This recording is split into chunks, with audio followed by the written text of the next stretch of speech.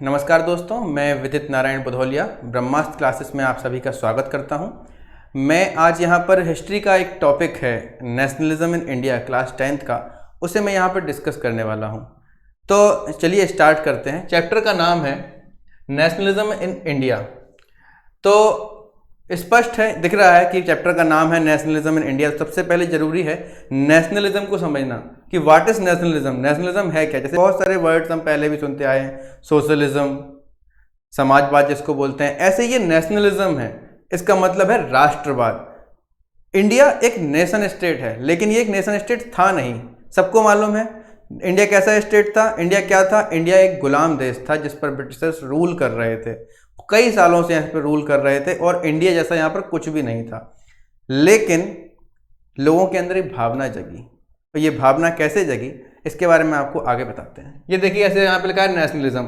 Nationalism is the feeling of oneness among the people living in territories. मतलब इस पूरी territories में, अलग अलग प्रांतों में, अलग अलग हिस्सों में रहने वाले लोगों के साथ जब ये भावना आ जाए कि हम एक हैं, ऐसा नहीं है कि वो अलग हैं हम अलग हैं, हम सब मिलकर एक भारत हैं। और अगर हम इस भारत को बचाना चाहते हैं, एक बनाना चाहते हैं, तो हमारे अंदर एक भावना आनी चाहिए जिसका मतलब है नेशनलिज्म।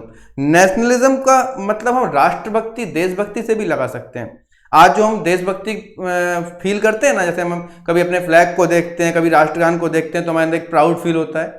ये प्राउड देशभक्ति कहलाती है। देशभक्ति के कारण ये हमारे अंदर प्राउड आता है। लेकिन आप ये बताइए कि इसकी भी तो कहीं जन्म हुआ होगा, कहीं से तो कोई देशभक्ति निकली होगी जो आज देशभक्ति यहाँ तक पहुँची है।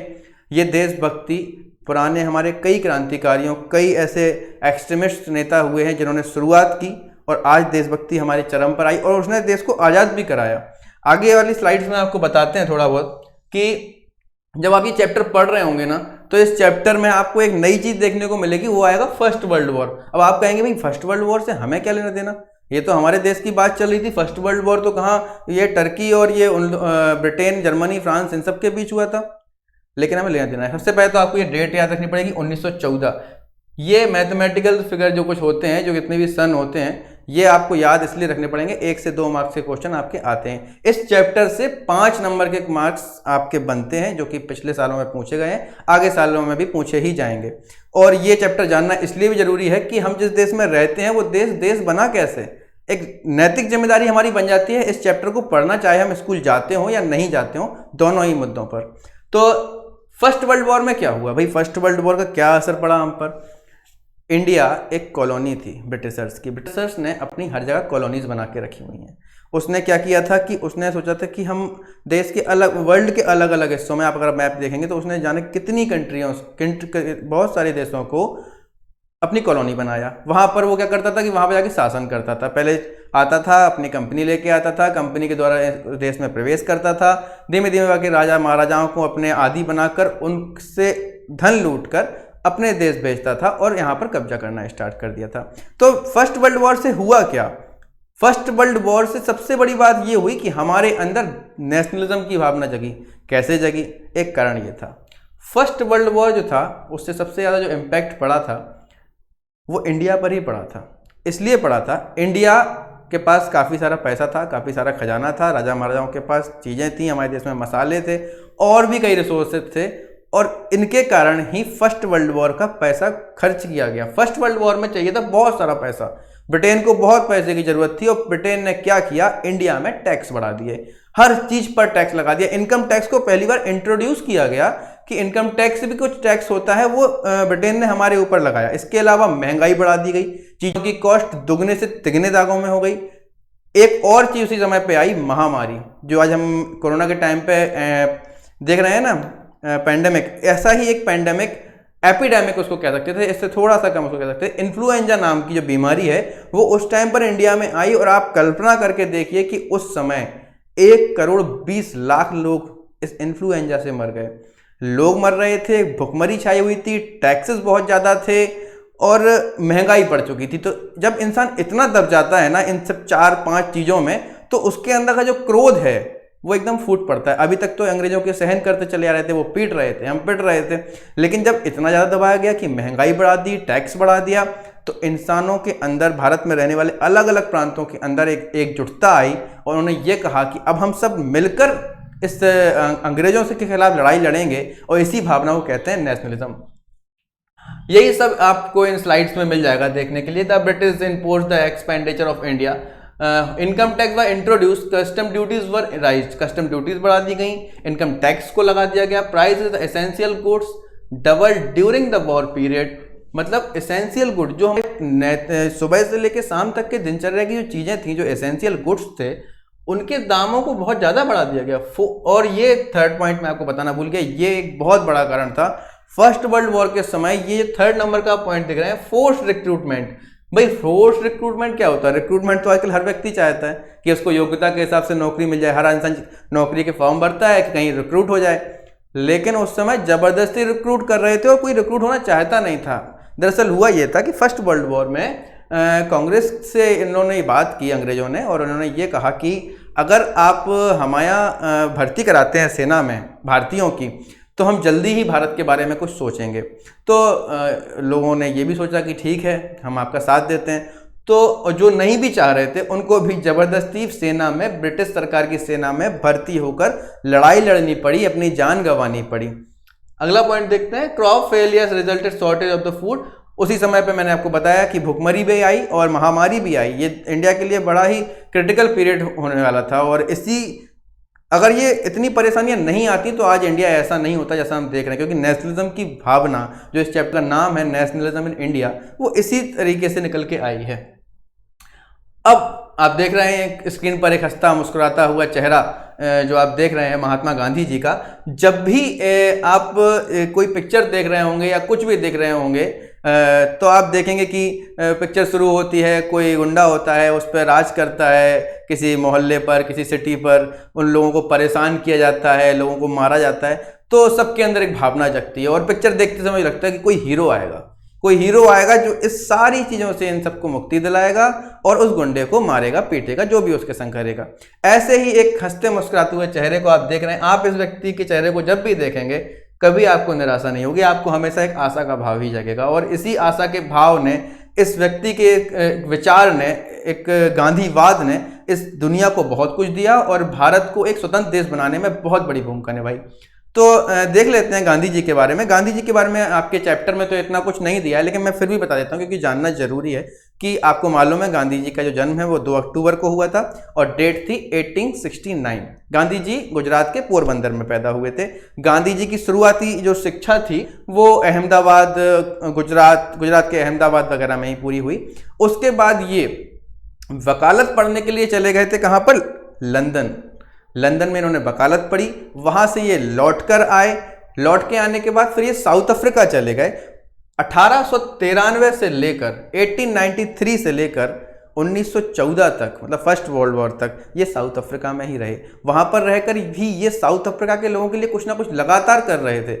वहां पर जाकर ये उनके जो शोषण हो रहा था जिस भी कैटेगरीज का, उनके लिए लड़ रहे थे। लेकिन फिर इनको ऐसा लगा, जब इंडिया के हालात पता चले तो इनको लगा कि मुझे इंडिया आना चाहिए। और 1915 में, यहाँ से आपके चैप्टर में आप अपनी बुक में देखेंगे तो लिखा है कि गांधी जी 1915 में भारत आए। ये डेट आपके लिए बहुत इंपॉर्टेंट है, आपसे 1 नंबर में ये क्वेश्चन कभी भी पूछ लिया जाएगा।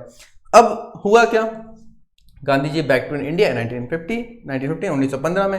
ही introduce a new powerful method of struggle called satyagraha. इस चैप्टर में जो सबसे बड़ा आपका शब्द है जो गांधी जी से रिलेट कर रहा है वो है सत्याग्रह। कि भारत को जो आज़ादी मिली है उसमें एक बहुत बड़ी भूमिका निभाई है सत्याग्रह ने। सत्याग्रह को इंडिया इसके बारे में पहले नहीं जानता था। गांधी जी इसका प्रयोग करके आए थे साउथ अफ्रीका में और उसके बहुत अच्छे रिजल्ट इनको देखने को मिले थे। सत्याग्रह एक इस तरीके की बात है, जैसे उसका अगर हम तोड़ के देखें, आप हिंदी में पढ़ें, इंग्लिश में पढ़ें, एक ही वर्ड रहेगा सत्याग्रह। सत्य के प्रति आग्रह, सत्य के साथ खड़े रहना। इसमें हिंसा की कोई भी जगह नहीं है। सामने वाला कैसा भी बर्ताव कर ले, हमें अहिंसक प्रकार से ही उससे लड़ना है, शांति के साथ आंदोलन करने हैं। और ये बहुत बड़ा हथियार गांधी जी के जीवन में रहा जो उन्होंने भारत को दिया, और भारत ने इसके दम पर बहुत सारी लड़ाइयां भी लड़ी। यहां उन्होंने क्या किया आकर? 1915 में वो आ गए। आप पढ़ लीजिए। Satyagraha literally means holding on to truth और ट्रूथ फोर्स। हमें सत्य के साथ ही खड़े रहना है। It was a non-violent struggle introduced by Gandhi ji in the Indian National Movement। Gandhi ji ने इसको नॉन वायलेंस, जो नॉन वायलेंस जो आपका आंदोलन था उसको इंट्रोड्यूस कराया और भारतीय स्वतंत्रता संग्राम में इसने महत्वपूर्ण भूमिका निभाई। इस produce the opponent of the understand the truth, मतलब सामने वाला जो आपका अपोनेंट है उसको सत्य के से अवगत कराना। If the cause was true and if the fight was against injustice then the physical force was not necessary to fight the opposers। इसका मतलब था कि जरूरी नहीं है कि हम हर लड़ाई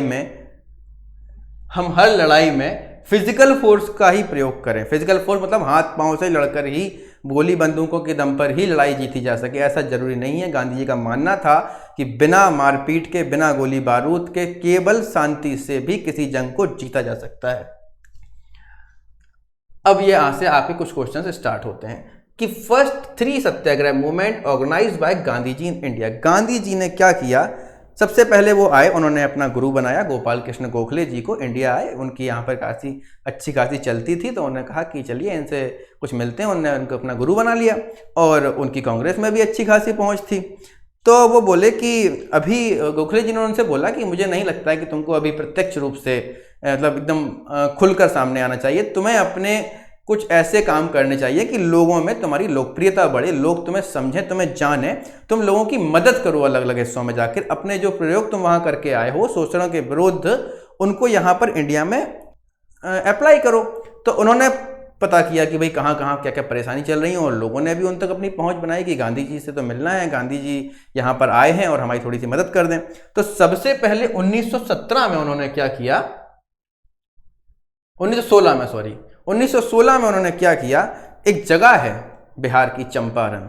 अगर आपने पुरानी क्लासेस में अच्छे से ध्यान से पढ़ाई की है तो आप इस बारे में जानते होंगे कि गांधी जी ने अपना पहला जो सत्याग्रह किया था वो चंपारण में किया 1916 में। ये डेट आप नहीं भूलिए, मैं और भी तरीके आपको याद करने के बता दूंगा कि आप इनको कैसे रिलेट करके मैं एक कहानी बना दूंगा कि आपको ये याद हो जाएगा कि ये चंपारण वाला 1916 में हुआ था, 17 में हुआ दूसरा, क्योंकि आप भूल जाएंगे 17 में कौन सा हुआ, 16 में कौन सा हुआ, तो उसके लिए अलग प्रकार की अपन ट्रिक्स ले लेंगे।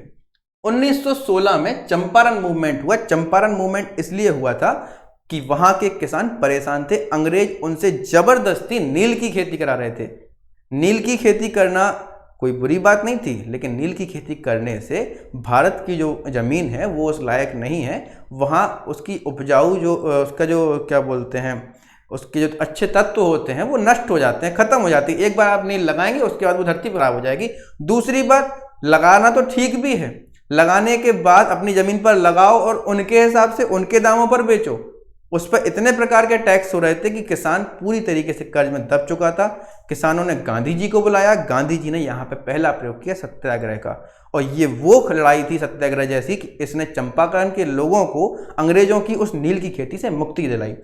जब ये बात पता चली तो भाई अहमदाबाद के कुछ मिल मजदूर थे, उनको पता चला कि यार ये हीरो आए हैं और वो तो सबको न्याय दिला रहे हैं, यार हम लोग क्यों पीछे रह जाएं। तो अहमदाबाद के जो मिल मजदूर थे वो क्या कर रहे थे कि उनको वेतन ही नहीं मिल रहा था। वो दिन भर 12-12, 13-13 घंटे काम कर रहे, कभी कभी रात भर काम कर रहे, उनको वेतन नहीं मिल रहा। गांधी जी बोले मत करो काम, बंद कर दो, स्ट्राइक कर दो। और गांधी जी का ये प्रयोग काम में आया, उन्होंने उन लोगों के संग लड़ाई लड़ी। और ये जब भी मैं बोल रहा हूँ लड़ाई लड़ी तो इसका मतलब ये नहीं है कि उन्होंने किसी भी प्रकार के कोई भी हिंसा की, किसी को मारा, किसी को पीटा, उन्होंने लड़ाई लड़ी। उसका मतलब सत्याग्रह किया, सत्य के साथ खड़े रहे। सामने वाले ने जितना भी उनको पे ऊपर हिंसात्मक प्रयोग किए, लेकिन वो हंसते रहे, मुस्कुराते रहे और सत्य के साथ खड़े रहे। उसी के साथ तो 1918 में ही एक और किया उन्होंने, खेड़ा मूवमेंट। इसमें मैं एक बार आपको और जो डेट्स हैं वो क्लियर कर दूंगा। 1918 में crop failure the plague epidemic made the life of the farmers miserable in the Kheda district of Gujarat. Gujarat के खेड़ा में क्या हुआ कि फसल पूरी तरीके से नष्ट हो गई। एपिडेमिक वहाँ फैला हुआ था, वहाँ पर किसी प्रकार की कोई फसल नहीं लगी। लेकिन अंग्रेजों ने बोला खेड़ा के किसानों से, फसल लगे या फसल नहीं लगे हमें कोई मतलब नहीं है, हमें लगान चाहिए। अब जब फसल ही नहीं लगी है, कुछ बिच ही नहीं रहा है, तो किसान लगान कहाँ से दे। उन्होंने गांधी जी से संपर्क किया। वही उस समय पे क्या था कि ऐसे व्हाट्सएप ग्रुप तो होते नहीं थे कि पता चल जाए कहाँ कहाँ पे क्या क्या प्रॉब्लम्स है। तो गांधी जी अपने लेवल पर पता करते थे कि देश में कहाँ कहाँ परेशानियाँ चल रही हैं। उनकी आप चैन देखिए कि वो पता कर लेते थे कहाँ बिहार है और कहाँ अहमदाबाद और कहाँ आपके नीचे ये जो प्रोटेस्ट चल रहे हैं, फसल नहीं हो रही है यहाँ पे खेड़ा में। तो गांधी जी पहुँचे, गांधी जी ने इन लोगों को भी अंग्रेज़ों के खिलाफ लड़ाई लड़ी और अंग्रेज़ों से इस बात पर संधि कराई कि नहीं, मैं इन लोगों से अब लगान नहीं लूँगा। ठीक है, और इसके बाद आगे देखते हैं। ये आपके चैप्टर्स में अलग अलग टाइप के टॉपिक हैं जो यहाँ पे आप स्लाइड्स पे देख रहे हैं, आपको सब कुछ बुक में मिल जाएंगे, क्योंकि ये थोड़ा सा अलग इसके बाद चले जाएंगे हम। ये बहुत इंपॉर्टेंट चैप्टर है हमारे लिए, आपके लिए। 10th में पढ़ें, 9th में पढ़ें, 12th के बाद कुछ भी पढ़ें, आपको रॉलेट एक्ट के क्वेश्चन मिल जाएंगे। आप IAS की पढ़ाई करें या आप क्लर्क की पढ़ाई करें, आप कुछ भी करें। 1919 में आया एक रॉलेट एक्ट। भाई क्या हुआ कि जब हीरो बहुत ज़्यादा पावर में आ जाता है पिक्चर में, तो पिक्चर्स में आपने देखे होंगे बड़े बड़े नेता होते हैं, उसको परेशान करने के लिए वो क्या करते हैं कि अलग अलग प्रकार से प्रयोजन करते हैं कि ये जो हीरो आ गया है, ये सबकी मदद कर रहा है, इसको जेल में बंद करवा दिया जाए कैसे भी। फिर अगर वो हीरो जेल में बंद होगा तो हम आराम से जनता को परेशान करते रहेंगे। ऐसे ही एक एक्ट लेके आए अंग्रेज, रॉलेट एक्ट। और इसने क्या किया कि गांधी जी ने पूरे देश में आंदोलन शुरू कर दिया इसको लेकर। उनको लग रहा था कि गांधी जी को हम पकड़ लेंगे, गांधी जी को बंद कर देंगे। आगे आप कहानी में सुनेंगे कि उनको ऐसा कर भी दिया था, लेकिन फिलहाल के लिए गांधी जी को लगा कि यार ये तो बहुत ही खतरनाक एक्ट है। इसमें क्या था, एक था आपका इंपीरियल लेजिस्लेटिव काउंसिल। ये इंपीरियल लेजिस्लेटिव काउंसिल जब आप पढ़ेंगे, जब आप ब्रिटेन के बारे में अपने यहाँ के लॉ पढ़ेंगे, एक्ट पढ़ेंगे, ब्रिटिश रूल्स को पढ़ेंगे, तो एक ये काउंसिल थी। इसमें भारतीय सदस्य भी थे, ऐसा नहीं है कि इसमें केवल ब्रिटिशर्स थे, इसमें भारतीय भी थे।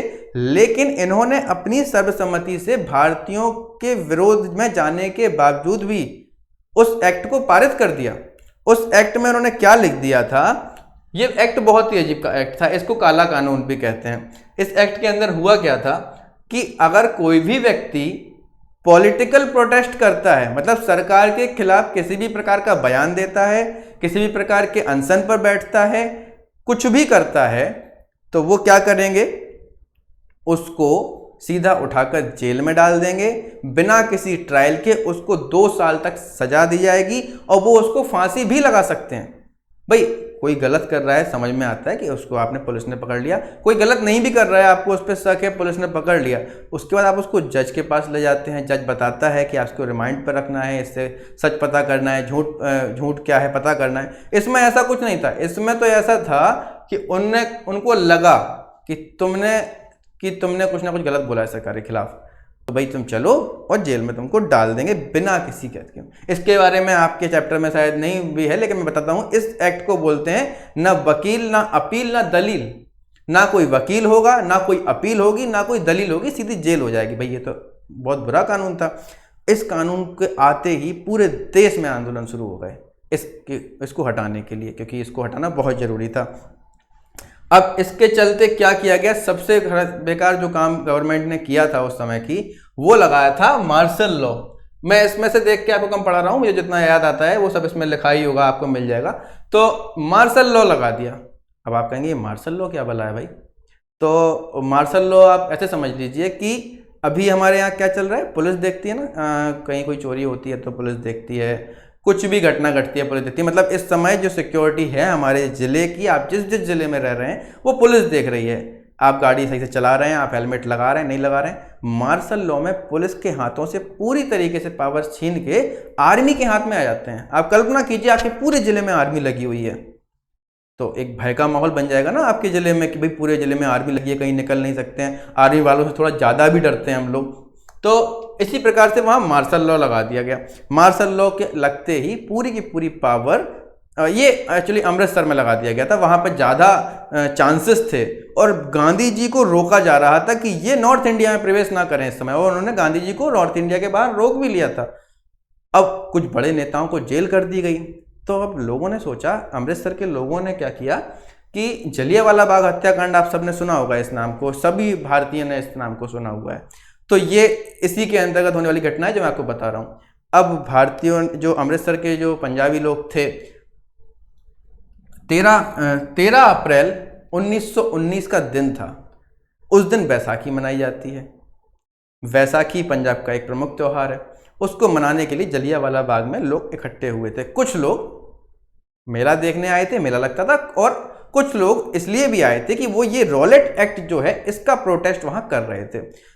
अब वहां पे लगा था मार्शल लॉ। मार्शल लॉ में वहां का जो हेड था जनरल डायर, वो बड़ा ही क्रूर आदमी था। वो ये चाहता ही था कि गांधी जी को कैसे भी रोक लिया, क्योंकि जब नेता अंदर आता है ना सिटी के अंदर या जिले के अंदर, तो आदमी के अंदर एक अलग ही हिम्मत आ जाती है कि आज तो हमारा नेता हमारे साथ है।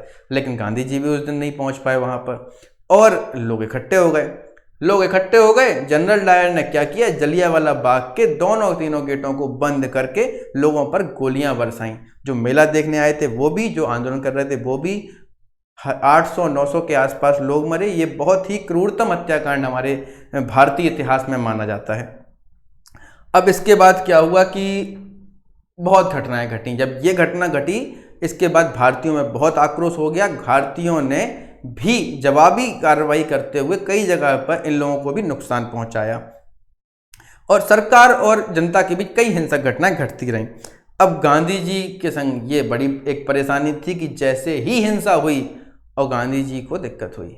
गांधी जी वो उसी वाले विचारधारा के थे, आपने सुना होगा कि एक गाल पे मार दे तो वो दूसरा गाल आगे कर देते थे।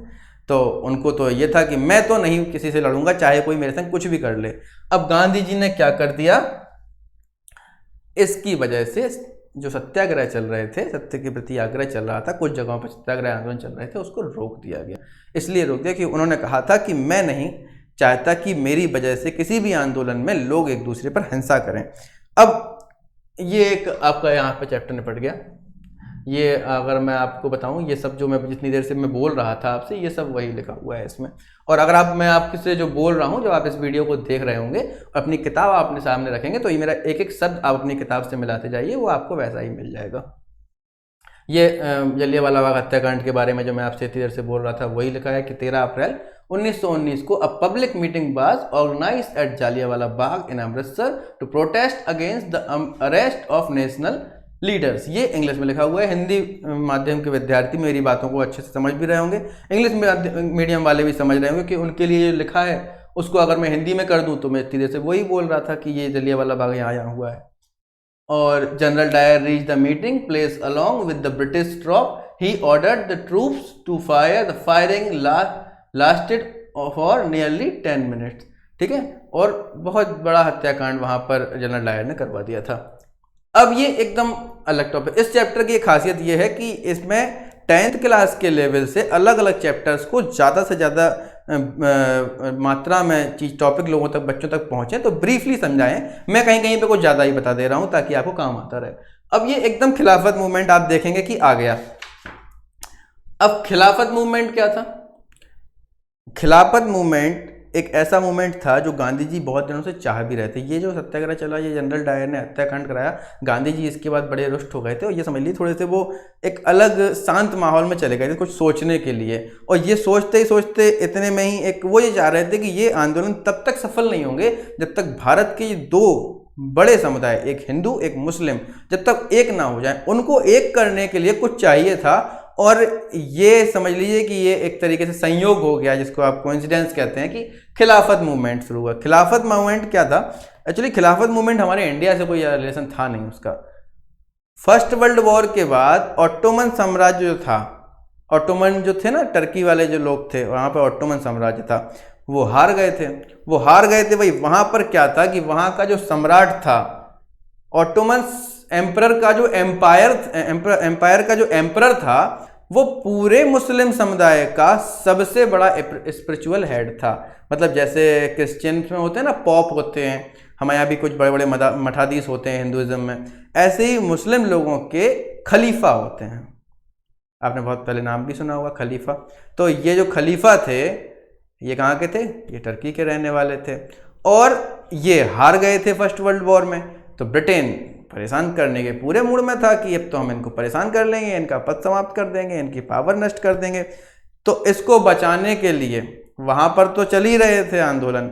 इंडिया के मुसलमानों के अंदर एक भावना जगी कि क्यों ना हम भी अपने समुदाय के लिए कुछ करें। तो यहाँ पर उन्होंने मार्च 1919 में, इसमें डेट शायद मेंशन नहीं हो पाई, मार्च 1919 में एक खिलाफत आंदोलन, खिलाफत कमेटी बनाई बॉम्बे के अंदर। और उसके दो लोग बहुत मुख्य थे, दो लोग बहुत इंपॉर्टेंट लोग थे, आपको उनके नाम याद रखने पड़ेंगे, Mohammad Ali and Shaukat Ali. It was a movement organised by Mohammad Ali and Shaukat Ali. आपसे कभी पूछा सकता है कि इन में से अली ब्रदर्स कौन है? आपको बहुत सारे ऑप्शन दिए रहेंगे, आपको अली, ये मोहम्मद अली एंड शौकत अली को आपको याद रखना पड़ेगा। अब इन्होंने क्या किया कि ये दोनों लोग भाई मिले और इन्होंने कहा क्या किया जाए, तो इन्होंने कहा कि चलो गांधी जी के पास चलते हैं, उनसे कुछ पूछ पाछ के आते हैं। लोग जाते हैं अपने शहर के बड़े लोगों के पास, ज्ञानी लोगों के पास मिलने के लिए कि भाई आप बताइए आपकी क्या राय है और क्या आप हमारा साथ देंगे।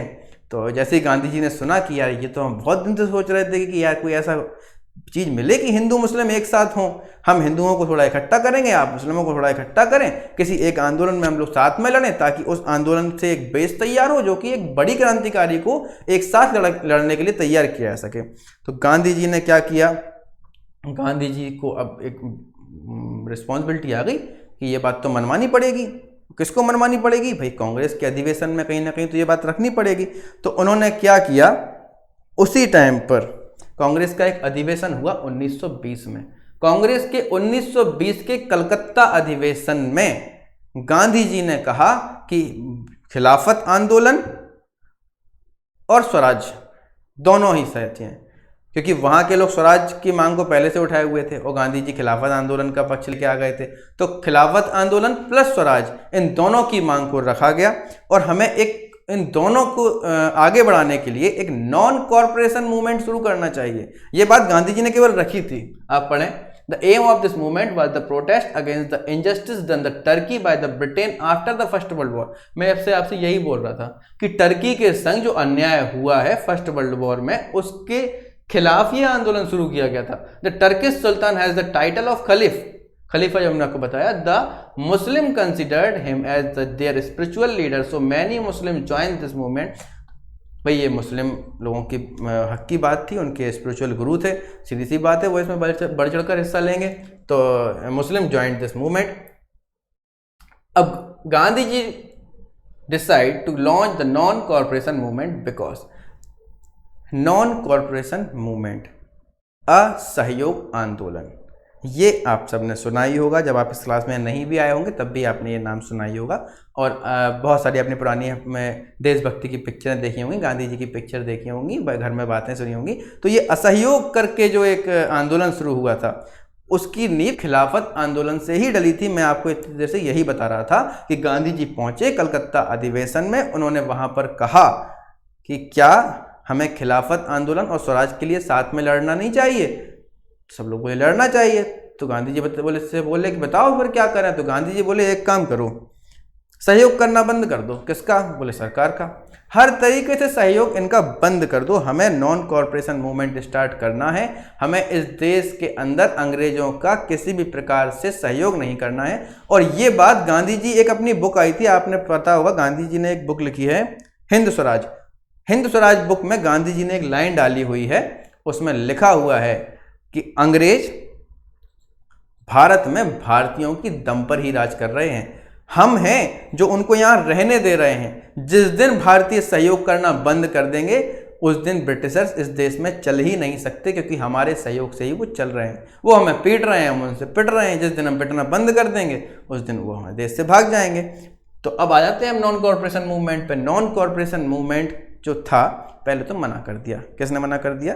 कांग्रेसियों ने मना कर दिया। भाई कांग्रेस अधिवेशन में बोले कि आप कैसी बातें कर रहे हैं, हम अगर इनका सहयोग नहीं करेंगे। और दूसरी बात उन्होंने ये कह दिया था कि अगर हम सहयोग नहीं करेंगे तो हम जो काउंसिल्स में अभी जो लेजिस्लेटिव क्या बोलते हैं प्रांतीय चुनाव होने वाले हैं अलग अलग प्रांतों में, आप तो कह रहे हैं इनमें चुनाव भी मत लड़ो।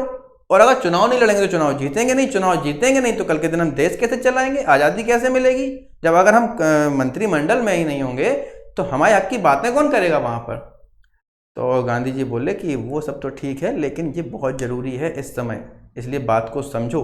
तो किसी ने मन से, किसी ने बेमन से, आपको बता दूं मैं 1920 में, दिसंबर 1920 में नागपुर में एक, दो कलकत्ता अधिवेशन में बात रखी गई थी नॉन कॉर्पोरेशन की, लेकिन उसमें पारित नहीं हुआ था। उसमें यह कहा गया था हम खिलाफत और स्वराज के लिए साथ में लड़ेंगे। लेकिन उसके एक साल बाद, सॉरी उसके 2-3 महीने बाद, ये हुआ था आपका शायद अगस्त में कलकत्ता अधिवेशन, उसके 3 महीने बाद हुआ था नागपुर अधिवेशन। नागपुर अधिवेशन में भाई ये बात सबने मानी कि ठीक है हम करते हैं असहयोग। चलो भाई देखते हैं क्या क्या हुआ। First world war war added to the misery of the Indian people, heavy taxes, high prices, famine and the epidemic made, ये पहली लाइन थी जो मैंने लेक्चर के शुरू में बोली थी। फर्स्ट वर्ल्ड वॉर से टैक्स बढ़ गए, एपिडेमिक आ गया, प्राइस हाई चले गए, रॉलेट एक्ट आ गया। अब ये जो स्लाइड है ये बता रही है कि नॉन कॉर्पोरेशन मूवमेंट क्यों आया। इसलिए आया, फर्स्ट वर्ल्ड वॉर से हम परेशान हो गए थे, रॉलेट एक्ट में हम बहुत परेशान हो गए थे, हमको मारा पीटा जा रहा था, जलियांवाला बाग में हमें हत्या कर दी गई हमारे लोगों की, टर्की में मुसलमानों को परेशान किया गया था। Congress session at the Nagpur 1920 adopt Gandhi ji idea non corporation. 1920 के नागपुर अधिवेशन में कांग्रेस के नॉन कॉर्पोरेशन मूवमेंट को एडॉप्ट कर लिया गया। ये लाइन आप मत भूलिए, भले ही इनमें से कुछ आप थोड़ा बहुत भूल भी जाए चल जाएगा। नॉन कॉर्पोरेशन मूवमेंट था क्या? Non corporation was the launch under Gandhi ji leadership in 1920. It aimed at protesting against the injustice done to Punjab and Turkey attain Swaraj. Swaraj के लिए, टर्की में हुए अन्याय के लिए, जलियांवाला बाग हत्याकांड के लिए हमें नॉन कॉर्पोरेशन मूवमेंट को चलाना होगा। इसके अंतर्गत मैं आपको शॉर्ट में बताता चलूँ, बहुत सिंपल सी लैंग्वेज में, उनने ये कहा था कि हम सरकार के किसी भी काम में हाथ नहीं बटाएंगे, हम स्कूल नहीं जाएंगे, हम पढ़ाएंगे नहीं, हम वकालत नहीं करेंगे, यहाँ तक कि हम विदेशी कपड़े भी नहीं पहनेंगे। तो हजारों बच्चों ने स्कूल छोड़ दिए। आजकल के आप जैसे बच्चे होते तो वो तो बहुत खुश हो जाते क्योंकि वो चाहते ही थे कि स्कूल छूट जाए, और 1-2 साल से स्कूल छूटा हुआ भी है। तो हजारों बच्चों ने गवर्नमेंट स्कूल कॉलेज छोड़ दिए। इसके अलावा प्रिंसिपल, टीचर्स, प्रोफेसर्स ने स्कूल जाना बंद कर दिया, इस्तीफे दे दिए। जो गवर्नमेंट प्रैक्टिशनर थे, लॉयर थे, उन्होंने वकालत छोड़ दी। ये सब चीज़ें होने लगी थी। लोग खादी पहनने लगे थे। सबसे बड़ी बात यही थी कि लोग खादी पहनने लगे थे, स्वदेशी हो गए थे। स्वदेश में खादी जो है वो अपने देश में बनता था और विदेशी वस्त्र बाहर से आते थे। जो दुकानदार थे उन्होंने विदेशी वस्त्र बेचना बंद कर दिए थे। एक घटना ऐसी भी हुई थी कि उन्होंने बाजार के बीचों बीच सारे विदेशी वस्त्र, विदेशी वस्तुएं रखकर उनमें आग लगा दी थी। ये एक आंदोलन का तरीका था, ये बताने के लिए कि हम आपका बहिष्कार कर रहे हैं। Different strand within the non-corporation movement. Education, middle class led the movement in the town and cities. Education institution, law court and the council election were boycotted. अब देखिए, मैंने आपको बताया था वही बातें जो मैं इतनी देर से बोलता हूँ वही इन स्लाइड्स में मिल जाती हैं कि बच्चों ने स्कूल जाना बंद कर दिया। Education institution, law courts and the council election were boycott. Council election इन्होंने बॉयकॉट कर दिया। किसी ने भी चुनाव नहीं लड़ा, किसी भी भारतीय ने चुनाव ही नहीं लड़ा इस समय के अंतर्गत। Foreign cloth and other goods were burned in the bonfire, मतलब मैंने बताया ना आपको कि कपड़े और सामानों की जला दिया उन्होंने। People began to use khadi cloth, और खादी के कपड़े पहनना उन्होंने स्टार्ट कर दिया। इसके अलावा आप देखें, government servant resign their job, liquor shop were picked, शराब की सारी दुकानें बंद करा दी गई। सारे सरकारी संस्थानों से भारतीयों ने इस्तीफे देना शुरू कर दिए। अब जैसे ही आप इतना आगे आएंगे और आप देखेंगे कि अभी तो सर आप इतने जोश से पढ़ा रहे थे कि लोगों ने ये करना बंद कर दिया, वकीलों ने ये बंद कर दिया, सरकार का सहयोग नहीं करेंगे। और अगली स्लाइड में देखते हैं कि non corporation movement slow down town and cities, because ये जितनी ऊपर जल्दी से गया था ये उतनी ही तेजी से नीचे आया। क्या कारण था कि भाई अतिवादी होना भी ठीक है, लेकिन एक अगर आपके आसपास की परिस्थितियां वैसी नहीं होंगी तो आप संघर्ष करने में भी थोड़ा सा कभी कभी पीछे हट जाते हैं। भाई हुआ क्या? अब ये बताइए आप कि लोगों ने खादी पहनना स्टार्ट कर दिया। खादी कोई सस्ता तो आता नहीं है, आज भी खादी बहुत महंगा आता है। खादी के कपड़े हर इंसान नहीं पहन सकता। तो जो गरीब लोग थे वो क्या करते, बिना कपड़े के तो घूम नहीं सकते। जो विदेशी वस्त्र आते थे वो सस्ते आते थे। तो फिर से वही शुरू हुआ कि भाई लोग खादी नहीं पहन सकते थे, इसलिए ये स्लो हो गया। दूसरी बात क्या थी कि भाई हमारे बच्चों ने तो स्कूल जाना बंद कर दिया, प्रोफेसर ने इस्तीफा दे दिया, लेकिन हमारे पास जब पहले तो कोई बैकअप हो, हमारे खुद के कुछ स्कूल खुले हुए रखे हों, खुद के कुछ इंस्टीट्यूशन रखे हों तो ठीक है, जो कि बहुत कम मात्रा में थे, इतने बच्चों को एडमिशन ही नहीं मिल सकता था। कुछ अल्टरनेटिव हमारे पास संस्थाएं ही नहीं थी, तो हम कब तक स्कूल ना भेजते अपने बच्चों को, कब तक नौकरी पर नहीं आते। लोग फिर से स्कूल जाने लगे। तो ये सब चीज़ें हुई। लॉयर जो थे वो फिर से प्रैक्टिस करना शुरू हो गए। जो जो चीज़ें लोगों ने छोड़ी थी वो फिर से स्टार्ट हुई। Khadi clothes were very costly, the poor were not able to buy them. मैंने बताया आपको कि कोई भी गरीब आदमी खादी नहीं पहन सकता। Indian boycotted British institution like law courts and education institution. बताया ना मैंने कि जो ब्रिटिशर्स के इंस्टीट्यूशन थे हमने उनमें जाना बंद कर दिया, but alternative institution did not come up, हमारे पास कोई विकल्प ही नहीं था। हम कब तक स्कूल नहीं भेजते बच्चों को, कब तक नहीं जाते। So people had to stop boycott, लोगों ने बहिष्कार करना बंद कर दिया।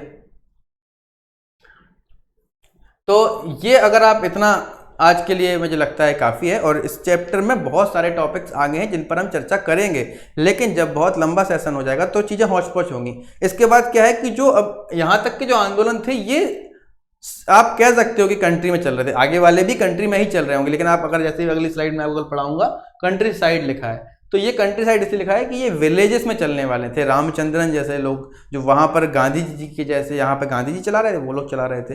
तो मैं नहीं चाहता कि हौच पौच दो तीन तीन लेक्चर हो जाएं, तो मैं ये चाहता हूँ कि अभी मैंने जितना पढ़ाया है आप उनके क्वेश्चंस देखें, जो किताबों में पढ़ें, जो मैंने आपको बताया है आपको हिंदी इंग्लिश दोनों लैंग्वेजेस में यहाँ पे अवेलेबल हो रहा है। यहाँ पे आपको स्लाइड्स भी आप देख रहे हैं।